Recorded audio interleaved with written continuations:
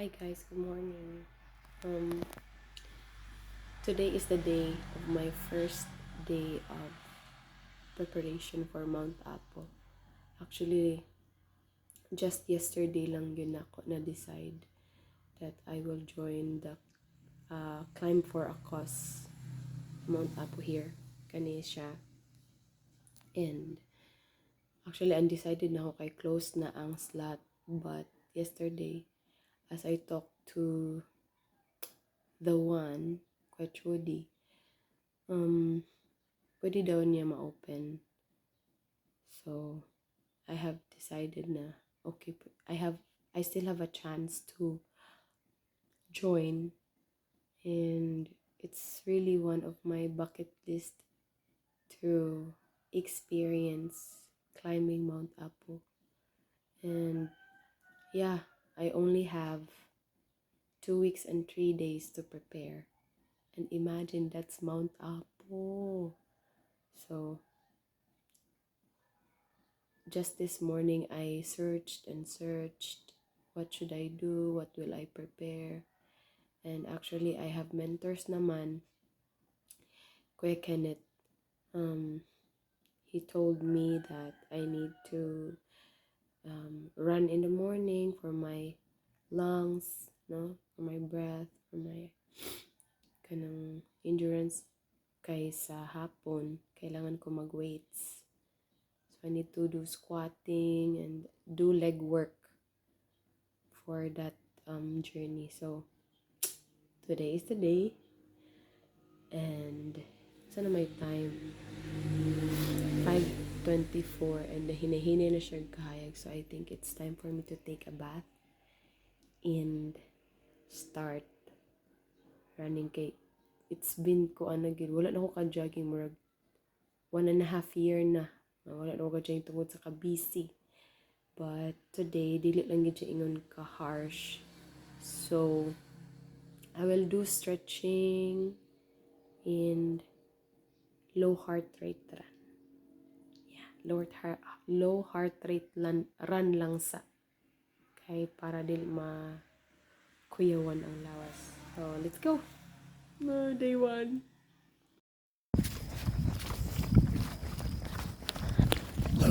Yeah. Taman. Paano to imbisi oh. Tara imbisi. Kay abot to tuk-tuk. Okay na to. Then balik din ta. Hi guys, good morning. Late na ako nakamata. Actually, nimata ko og 3:52. Nag-devotional ko. And then, kanang nakatulog ko balik. Pero, pag mata na ako, 5:20 na. 5:30 ba akong schedule. So, dali-dali din ko bangon. Namilo, naligo. Dayon, naghimo ko na kunti.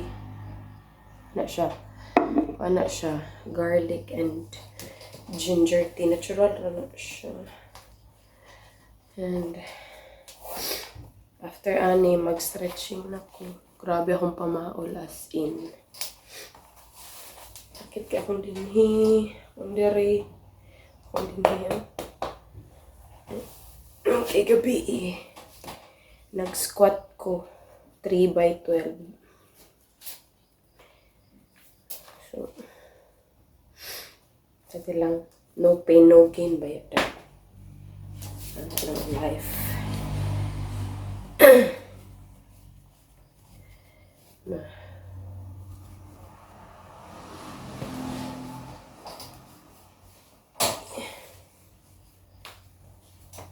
Bati pa gini nga shoes.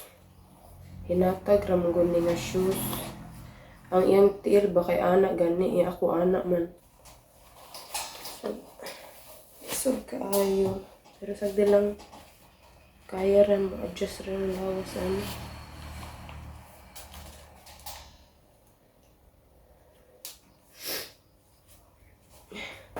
Ako sa niim na akong tibay. Our dinner. Kuan ra siya cucumber o grilled nga Tofu, lami kaayo. Ug kang Debbie. Oatmeal.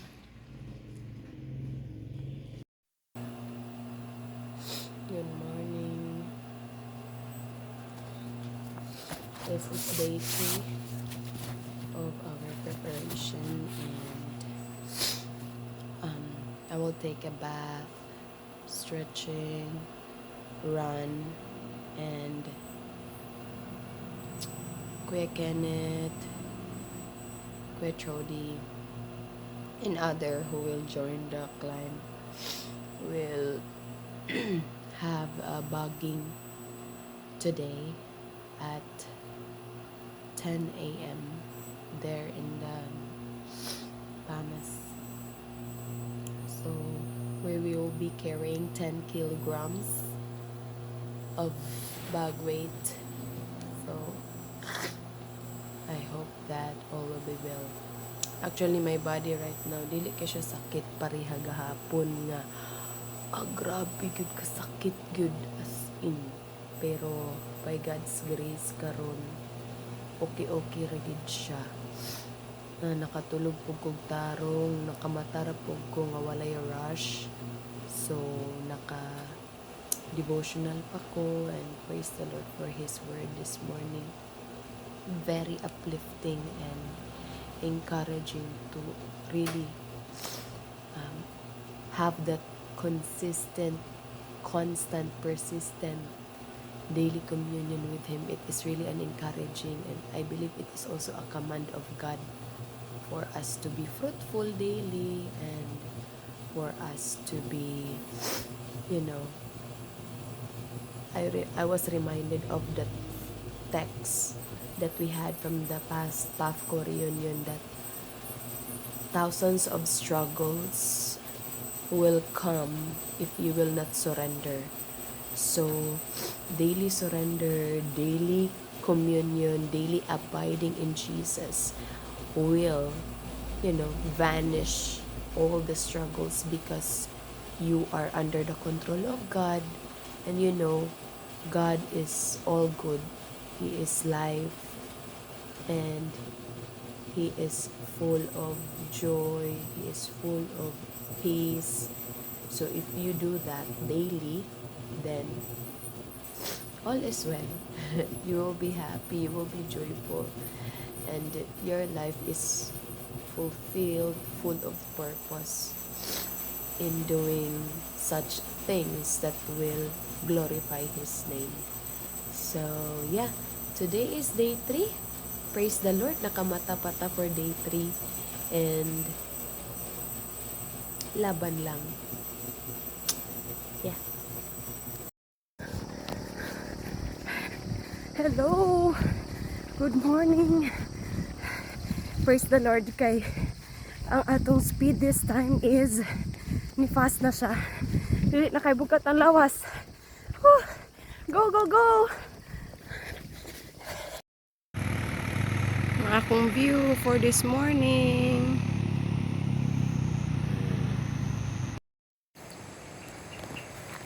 Nagbaging.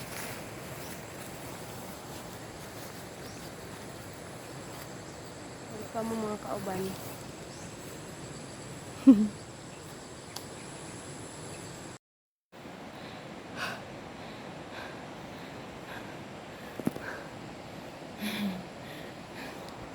Yay! Uphill na ni. Kuya Kentoy, Borla Toy.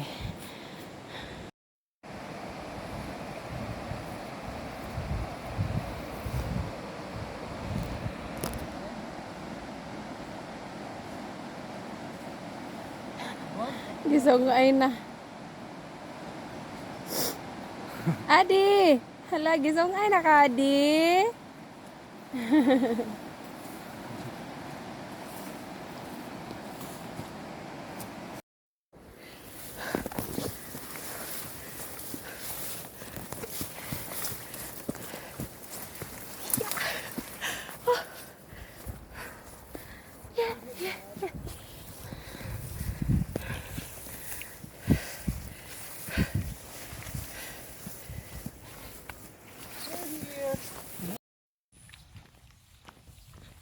Good morning. Naglakaw na ko padulong sa Camas Base. So wala ko ka-jogging ganina kay gitapon ko. Gitapon yung ko. Pero karon amog ko service pa dong sa base. So ako ko ga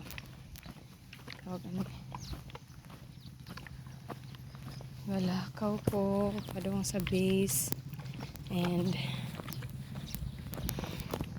nasulod lang sa akong mind ba nga maglakaw ko sa runway before ko masulod sa office. Kaya nang ko bukat-bukat pa akong gidala mga 4 kilos. So yeah, let's walk in the runway.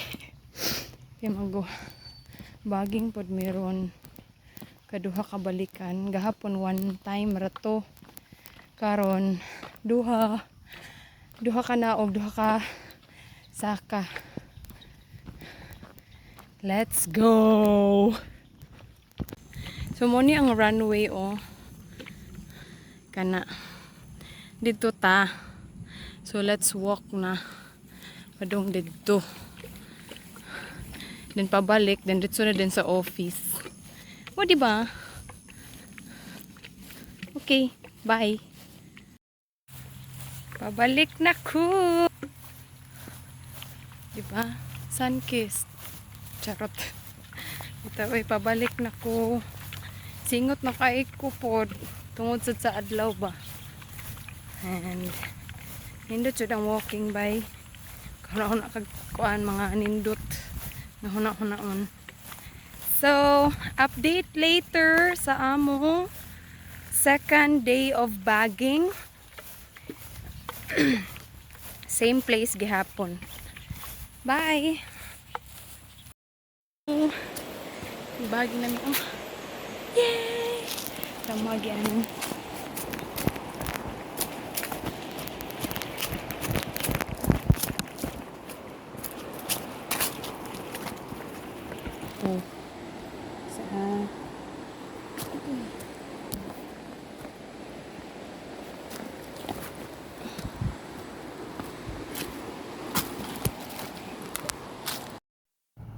Morning. Today is day 5. Time check 4:45 a.m. So praise the Lord. Walay sakit akong gibati karon sa akong lawas. Maybe because wala ko nag-jogging gahapon. I just walked from the house that I am staying, going to the base, and then the runway, but one set of back and forth, and then at 10:30 we had our bagging yesterday. I weighed 7 kilos and kaduha mi nagnaog, kaduha pud mi nagsaka. It was an amazing experience as well. Maybe karon mag-increase me og 3 sets. Tulo ka na og tulo pud ka saka. It depends on our mentors, no? Kuya Kenneth and Kuya Trody. So today I will have my devotional first, and then after is mag-jog ta karon. So this is the 5th day and I'm so happy for the improvement sa body. Thank you ChatGPT. Actually, I really searched about it. How will I prepare because I only have 2 weeks and 3 days. So it's only 17 days of preparation for the Mount Apo climb. And imagine it's Mount Apo, so maybe, I don't know, it's my first time to climb Mount Apo. And it's one of my bucket list. So it's so nice, but like to start a year 2026 and you are exploring things that you never imagined you could, experience it. Yeah, I just praise the Lord for that, and I'm so happy because even though I'm worried yesterday because I don't have any bag, and the person that I approached if ever I could borrow her bag, but it's not her bag, it's someone's bag, so she can't lend me for me to borrow her bag. But you know what, yesterday after walking and we had our worship devotional there at our base before we start our work, when Kuya Kenneth arrived, I'm so happy because nagpahuwam siya sa iyang bag. And it's my favorite color. It's green. Yeah, that's what you have seen yesterday during our bagging time. And I'm just so happy because God is really working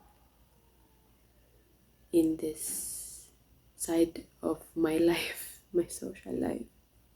It's already a token to me, and I didn't expect that I wouldn't be able to do this. Yeah, it's really in my list also to have a beautiful, cheerful adventure and fulfilled life in 2026. Yeah. So that's the update for the 5th day. So see you for the next update.